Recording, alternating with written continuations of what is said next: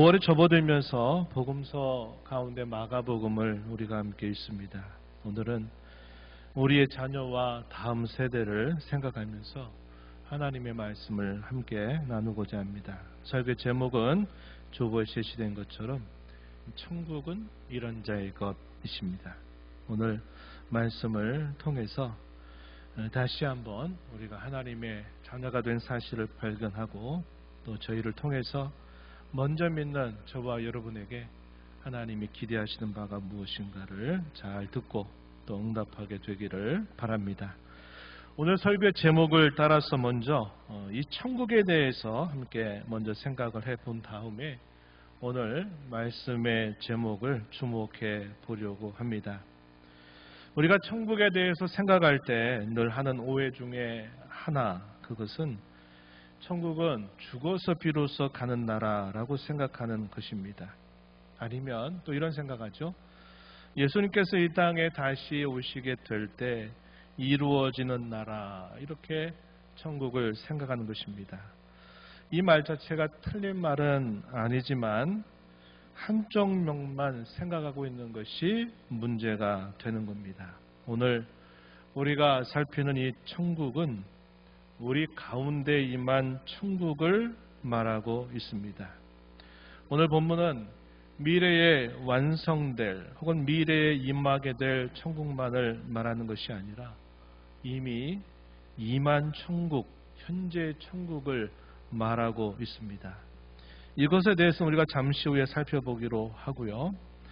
천국이라고 하는 말을 우리가 쉽게 오해하는 이유 중에 하나는 아마도 그 말 자체로부터 나오는 게 아닐까, 이런 생각을 해봅니다. 천국, 이걸 우리가 순수하게 우리말로 풀면 하늘나라라고 하는 말이 되겠죠. 그래서 우리가 이 하늘이라고 하는 것을 항상 장소로 생각하려고 하다 보니까 천국은 이곳에 있는 나라가 아니라 그것은 하늘에 있다라고 우리가 생각하는 것입니다. 그런데 그 천국에 대해서 다른 복음서는 뭐라고 표현도 했냐면 하나님의 나라라고 표현을 하기도 합니다. 똑같은 상황에 똑같은 말인데 표현 자체를 다르게 표현한 겁니다. 하늘나라 혹은 천국이란 말 대신에 하나님의 나라라고 이런 표현들을 사용하고 있다는 겁니다. 이러한 차이는 왜 어떤 곳에서는 천국 혹은 하늘나라라고 말하면서 또 똑같은 말씀을 다른 복음서에서는 하나님의 나라라고 하느냐 할 때, 이것은 복음서를 받는 주된 대상이 누구이느냐에 따라서 이런 차이를 나타낸다, 우리가 볼 수 있습니다. 구체적인 예를 들어서 유대인들에게 말을 할 때는 하나님의 나라라는 말을 사용하지 않는 경향을 보여요.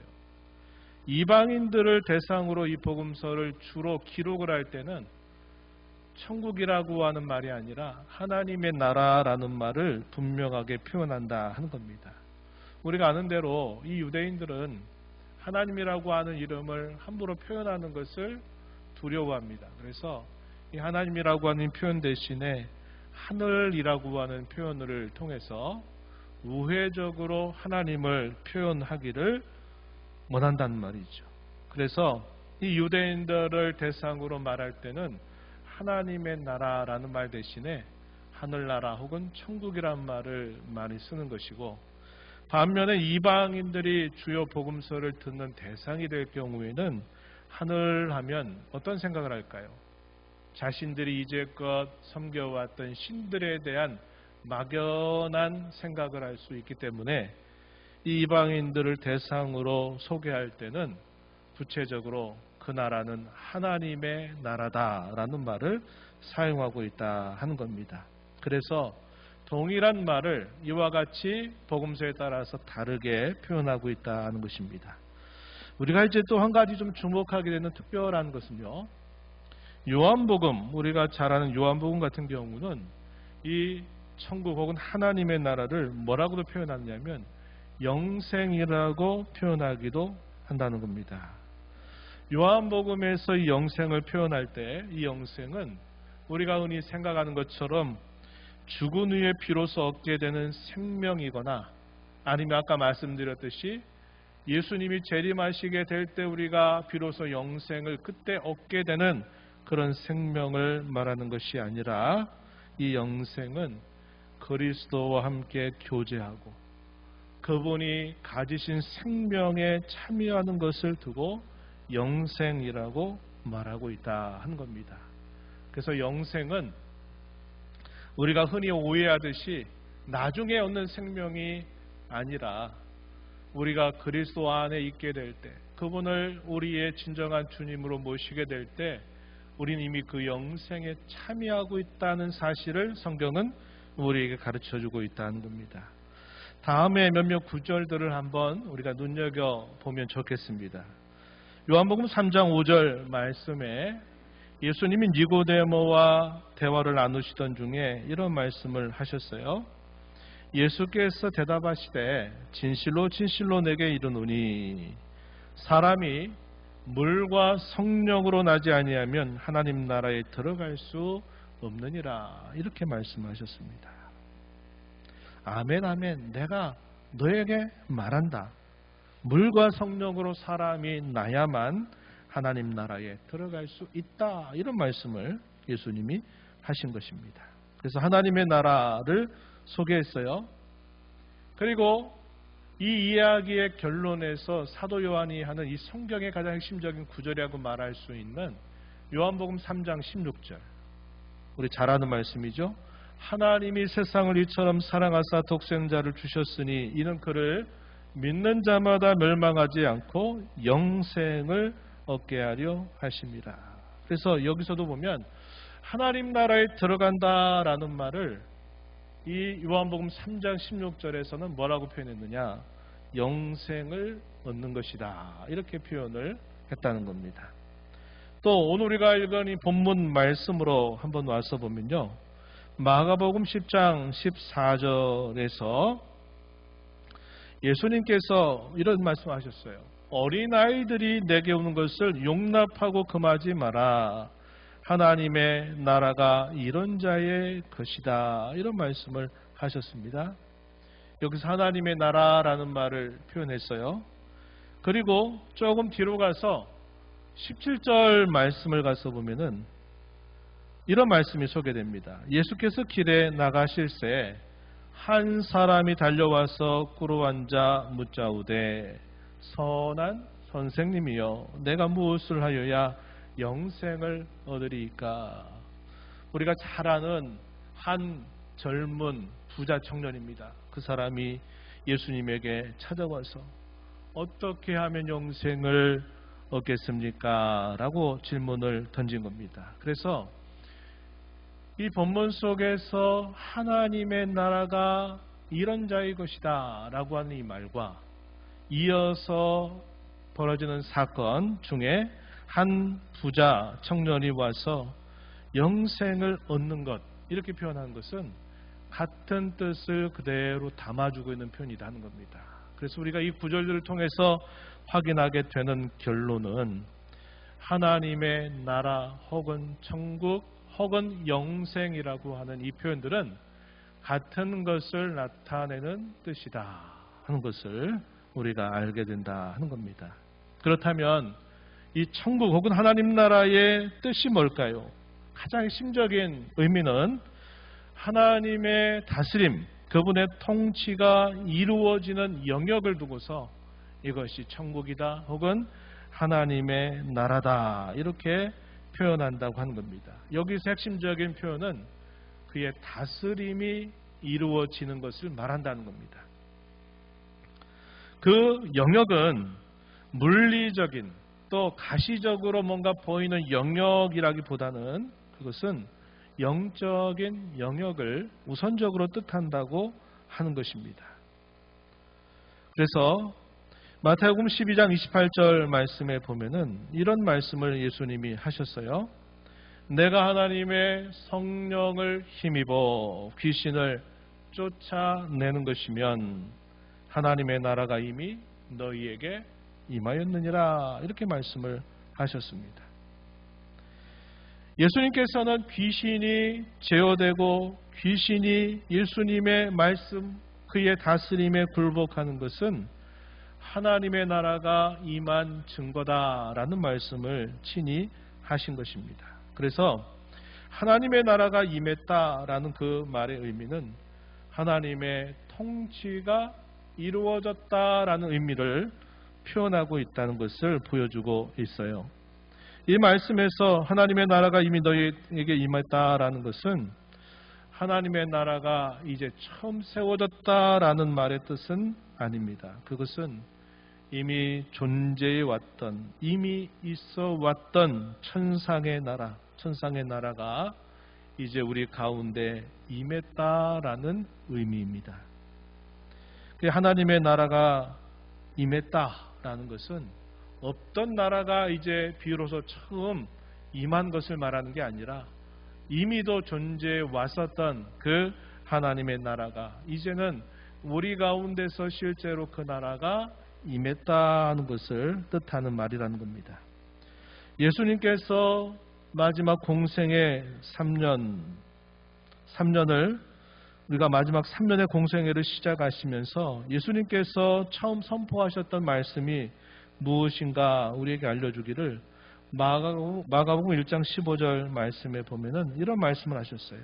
때가 찼고 하나님의 나라가 가까이 왔으니 회개하고 복음을 믿으라. 이런 말씀으로 공생의 3년을 처음 시작하셨다는 것을 보여주고 있습니다. 이 말씀에서 하나님의 나라가 가까이 왔다라고 하는 이 표현은 다르게 말하면 하나님의 나라가 임했다라는 뜻입니다. 하나님 나라의 왕이신 예수님 자신이 오셨다고 하는 말은 곧 그분이 다스리는 나라가 임했다라는 뜻입니다. 그래서 우리 믿음의 선배들은 뭐라고 말했느냐? 예수님 그분 자신이 곧 하나님 나라 자체다. 이런 말을 사용하기도 했던 겁니다. 이러한 내용들에 대해서는 다른 복음서가 증언하는 것도 역시 일치하고 있다는 겁니다. 대표적인 성경 구절들을 우리가 하나 소개한다면 신약성경 누가복음 17장 20절과 21절 말씀일 겁니다. 그 말씀을 한번 눈여겨보세요. 이렇게 표현했습니다. 바리새인들이 하나님의 나라가 어느 때 임하나이까 묻거늘 예수께서 대답하여 이르시되 하나님의 나라는 볼 수 있게 임하는 것이 아니요 또 여기 있다 저기 있다고도 못하르니 하나님의 나라는 너희 안에 있느니라. 이렇게 예수님이 대답을 하셨습니다. 바리새인들은 물었어요. 하나님의 나라가 언제 임합니까? 라고 예수님께 물어요. 그러자 예수님께서는 오늘 읽은 이 말씀처럼 이미 하나님의 나라는 너희 안에 있다. 이렇게 대답을 하셨습니다.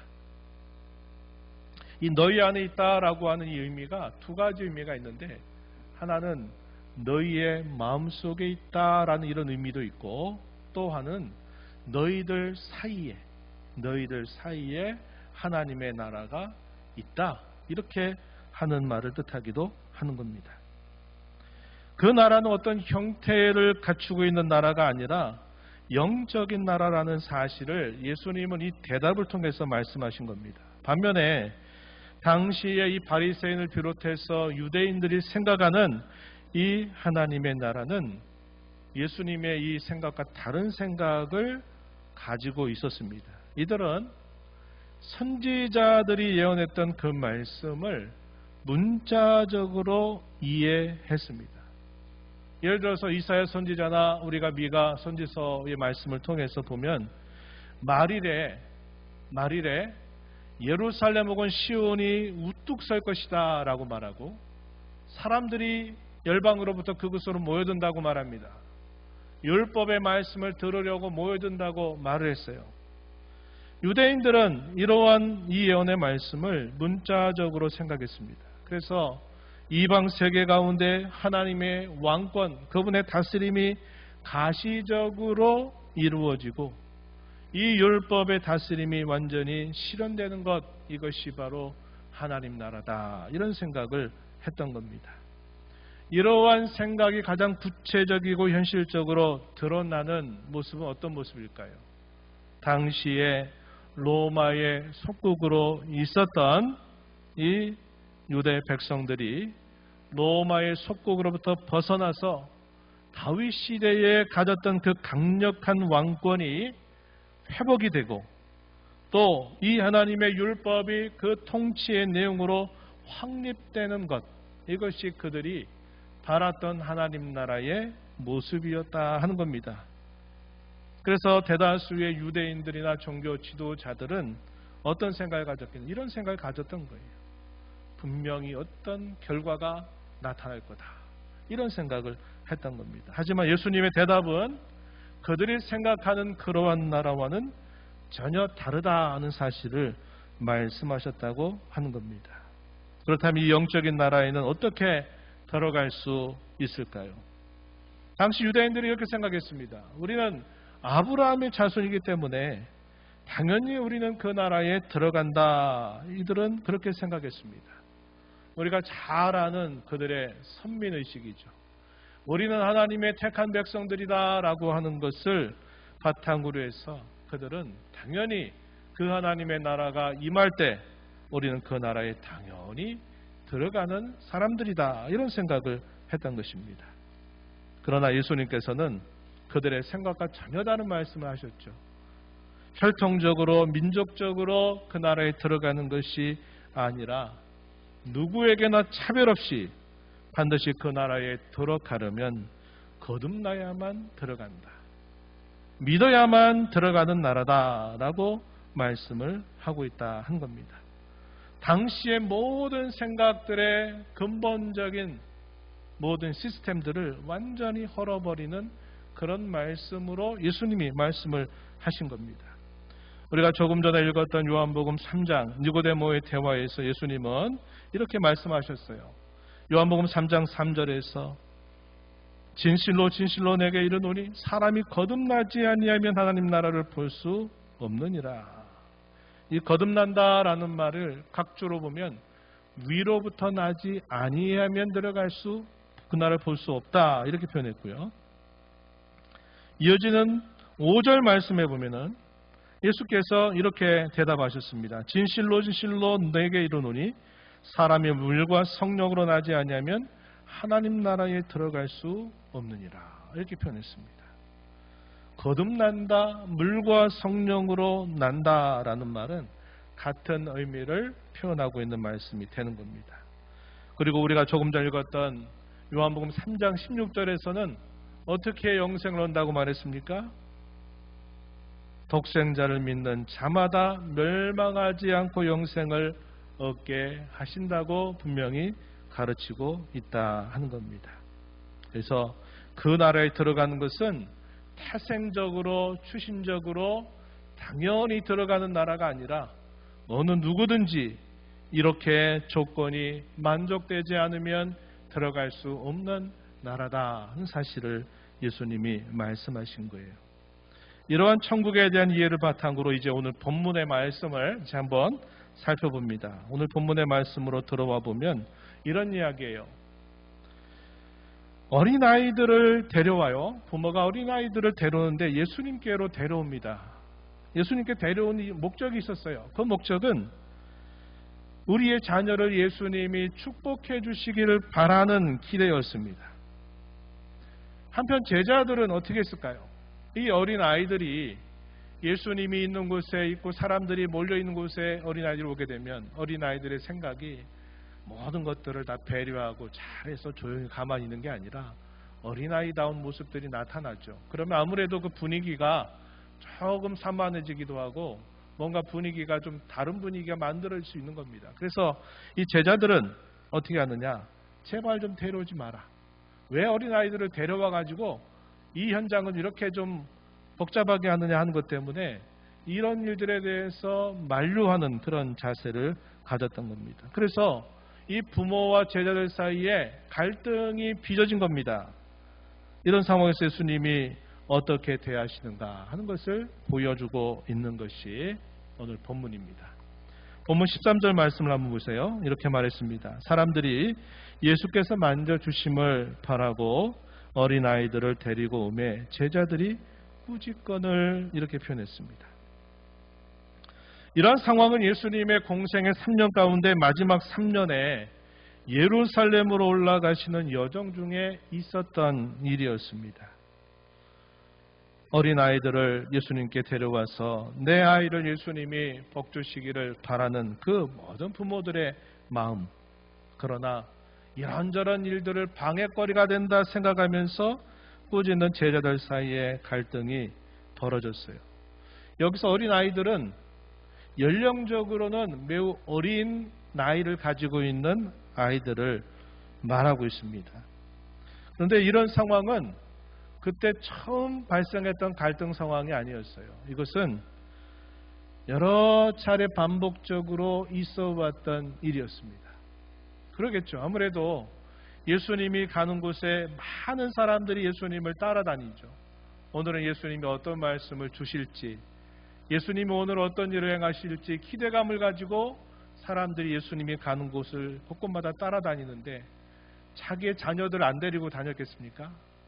예수님이 한 번이라도 우리 자녀를 좀 이렇게 어루만져 주시고 이 아이에게 복을 주시면 이 아이에게 얼마나 행복할까 하는 기대를 갖고 부모들은 자기의 자녀들을 가급적 데려갈 그런 마음을 항상 가지고 있었던 겁니다. 그러다 보니까 오늘 같은 이런 상황이 처음 일어난 게 아니라 반복적으로 여러 차례 있었던 일이라고 하는 겁니다.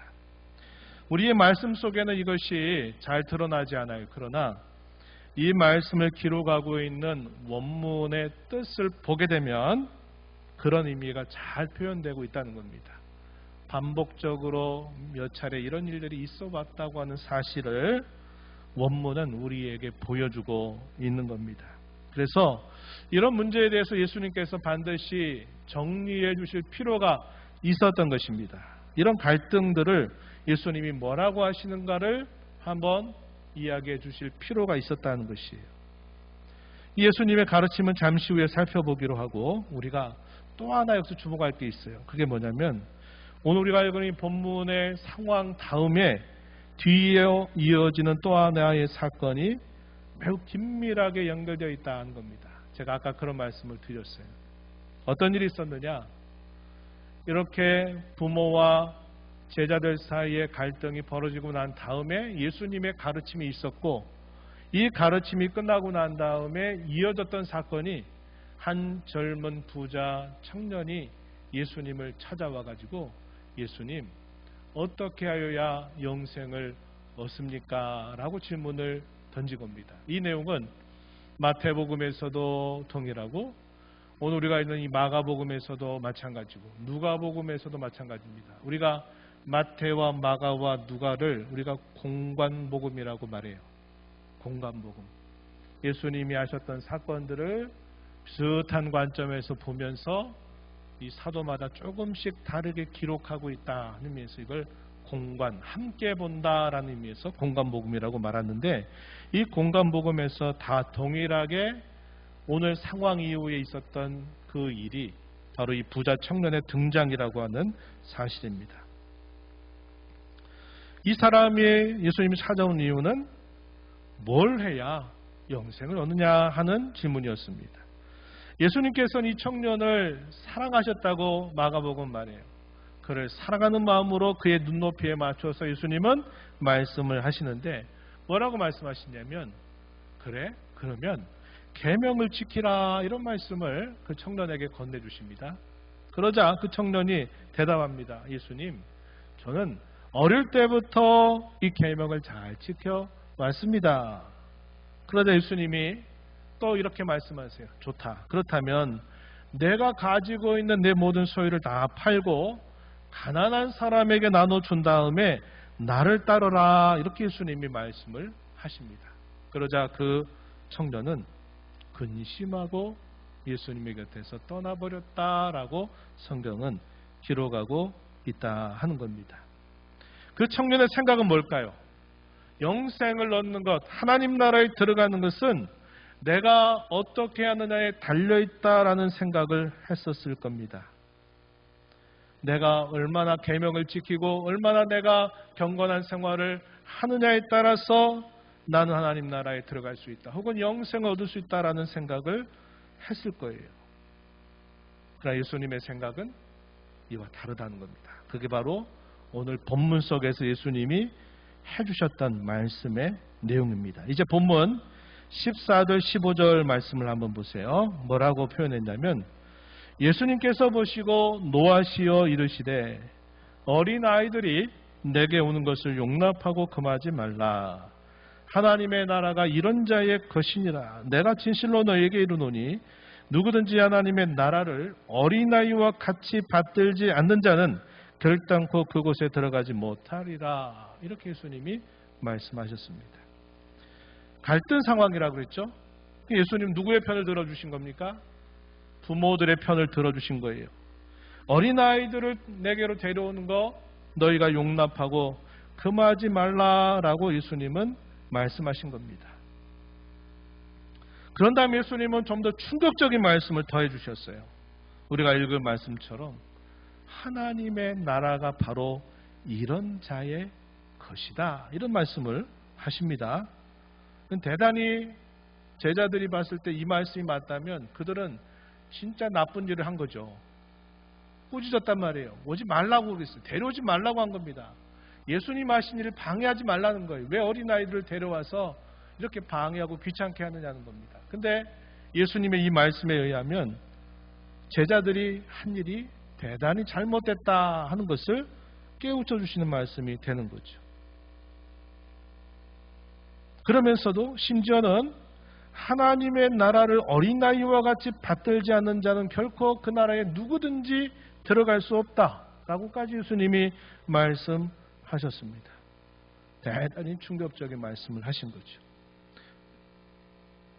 당시 어린아이에 대한 이 사회적인 자리는 굉장히 아주 나약한 자리였습니다.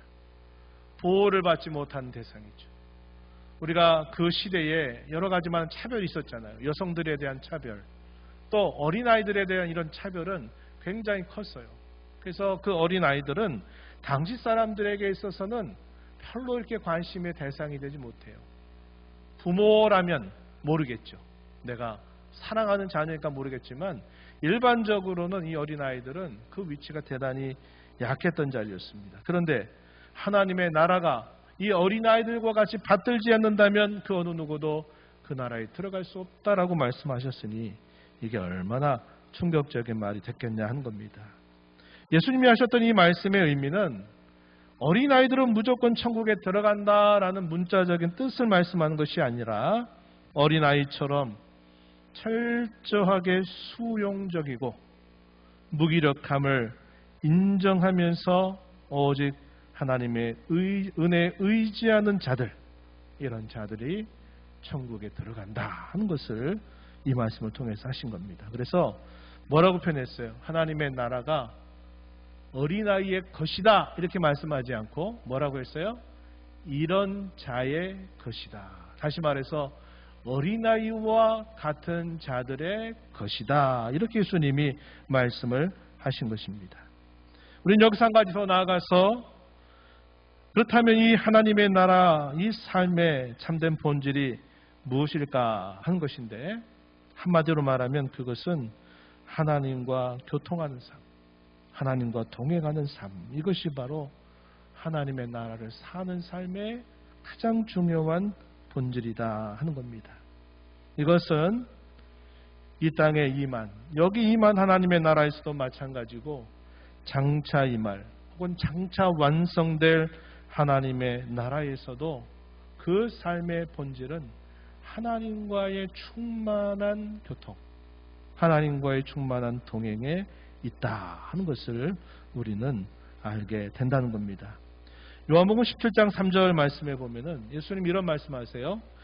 영생은 곧 유일하신 참 하나님과 그가 보내신 자 예수 그리스도를 아는 것이니이다. 이렇게 말씀을 하셨습니다. 여기서 말한 영생, 우리가 살펴본 것처럼 죽지 않고 오래 사는 것을 말하는 것도 그런 의미가 아니라 그랬어요. 그것은 하나님 나라의 삶을 뜻하는 말이라고 하는 겁니다. 이것은 아는 것이라고 표현했어요. 영생은 아는 것이다 이렇게 표현했습니다. 이 안다라고 하는 말은 지속적이고 점진적으로 친밀한 교제를 나타내는 말입니다. 유대인들에게 이 안다라고 하는 말의 의미는 단순히 지적인 동의를 말하는 것 이상을 넘어서서 체험적이고 인격적인 알을 뜻하는 말이다 하는 것 우리가 잘 알고 있을 것입니다. 성도에게 영생은 죽음 이후에 비로소 시작되는 막연한 내세의 사건이 아니라 예수 그리스도를 믿음으로 함께 그 나라에 살아가는 삶이다 하는 것을 우리는 알게 된다 하는 겁니다. 그래서 우리가 이 땅에 살아가면서 하나님의 나라를 산다 혹은 영생을 우리가 얻는다라고 하는 것은 결국 하나님과 깊이 교통하고 그분과 동행하는 삶, 그분을 인격적으로 알아가는 삶이 있다는 사실을 우리는 알 수 있게 됩니다. 오늘 이 말씀을 통해서 두 가지 적용점을 가지고 함께 나누면서 마무리하고자 합니다. 첫 번째는 먼저 천국을 사는 성도로서 천국을 받드는 삶을 힘써 살아가는 저와 여러분이 되자고 하는 것입니다. 여기서 받든다라고 하는 말의 의미는 쉽게 영접한다, 수용한다라는 그런 뜻을 가진 말입니다. 어린아이처럼 천국을 받들지 않으면 그 나라에 들어갈 수 없다 하셨던 그 말씀에서 이 받들다라는 말이 영접한다, 받아들인다, 수용한다라는 뜻을 가진 것입니다. 천국을 받드는 삶이 어떤 삶일까요? 어린아이처럼 순수한 마음으로 하나님을 전적으로 신뢰하고 겸손하게 받아들이는 그러한 자세를 말하고 있는 겁니다. 우리가 인생을 수십 년 이렇게 살다 보면 어떤 생각을 많이 합니까? 세상살이 가운데 배우고 경험한 것들이 많이 쌓이다 보면은 이 어린아이와 같은 이런 순전함이라고 하는 게 사라져버려요. 이거 째고 저것 째고 이 생각하고 저 생각하면서 많은 것들을 거기에 우리의 생각을 섞어버릴 때가 있다는 겁니다.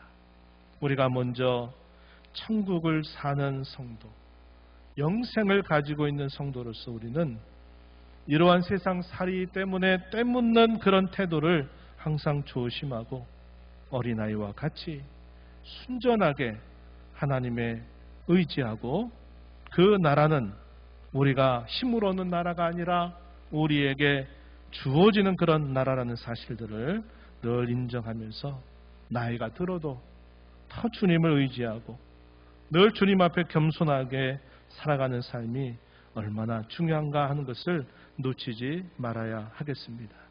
먼저 구원받은 자들로 영생을 얻은 자들로 천국의 삶을 받드는 또 하나의 내용들은 하나님과 끊임없이 친밀한 교통을 우리가 누리고 그분과 동행하는 삶으로 계속 우리의 남은 삶을 살아가는 데 있다 하는 것을 우리가 기억해야겠습니다.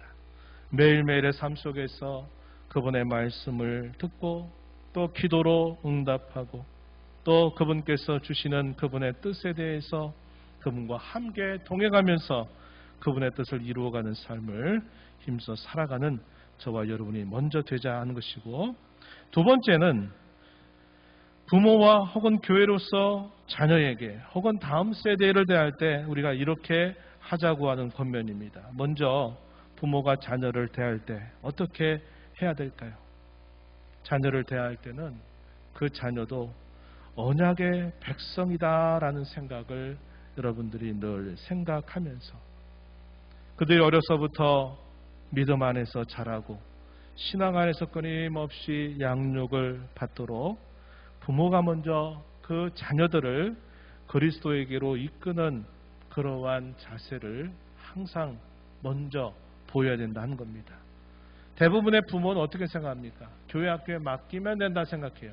그러나 1차적인 신앙교육의 책임은 반드시 부모에게 있지 교회 학교의 교사들에게나 교육자에게 있는 게 아닙니다. 자녀들은 부모의 책임하에 맡겨주신 그런 역할이 있다는 것을 기억하고, 비록 아직 그리스도 안에 있지 않다 할지라도 언약의 자녀처럼 내 자녀를 생각하면서 그들을 그리스도에게로 이끄는 일들을 끊임없이 기도하고 힘쓰는 삶을 끊임없이 살아가야 한다는 것입니다. 두 번째, 교회가 다음 세대를 대할 때는 어떻게 해야 될까요? 역시 교회 역시도 우리의 자라나는 어린 세대들을 언약의 자녀로 바라보는 영적인 안목을 가져야 될 겁니다. 오늘 본문에서 예수님이 어린아이들을 기꺼이 안아주시면서 그들을 축복하셨다고 하는 사실들을 기억하고 교회를 이루는 저와 여러분이 우리의 다음 세대, 우리 초등부, 또 우리 통합교육부, 우리 청년들의 이렇게까지 우리 다음 세대들을 귀한 주님의 자녀들처럼 생각을 하면서 그들을 많이 격려하고 위하여 기도하고 또 신앙의 좋은 본을 보여가면서 그들이 하나님의 사람으로 세워지게 되는 이 공공의 책임을 잘 감당해 가는 교회가 되어야 하겠습니다. 이런 일들은 교사에게 맡겨진 일 아니고 교육자에게만 맡겨진 일이 아닌 줄 알고 우리 모두가 우리 교회 학교에 속해 있는 우리의 다음 세대들을 이러한 마음을 가지고 끊임없이 기도하고 또 저들을 격려해 주시기를 다시 한번 당부를 드리겠습니다. 하나님 아버지, 오늘 어린이를 생각하는 주일을 맞아서 하나님 앞에 또 나와서 주의 말씀에 귀 기울여 듣게 하심을 감사합니다. 하나님의 나라는 우리의 노력과 힘으로 들어가는 나라가 아니라 우리의 판단과 잣대로 가늠하는 나라가 아니라 오직 어린아이와 같이 겸손하게 철저하게 말씀에 의지하고 받아들이는 자들의 것이라고 말씀하신 것을 기억하며 저희가 나이가 들고 세대가 흘러가도 늘 이런 어린아이와 같은 이런 순전함을 가지고 늘 주님의 나라를 받들며 살아가는 저희가 되게 하시고 앞선 자로서 저희의 자녀들에게 또 먼저 교회를 이룬 저희들이 또 우리의 다음 세대를 향하여 또 요구하시는 주님의 책임을 잘 감당해 가도록 은혜를 베풀어 주옵소서. 예수님 이름으로 기도하옵나이다. 아멘.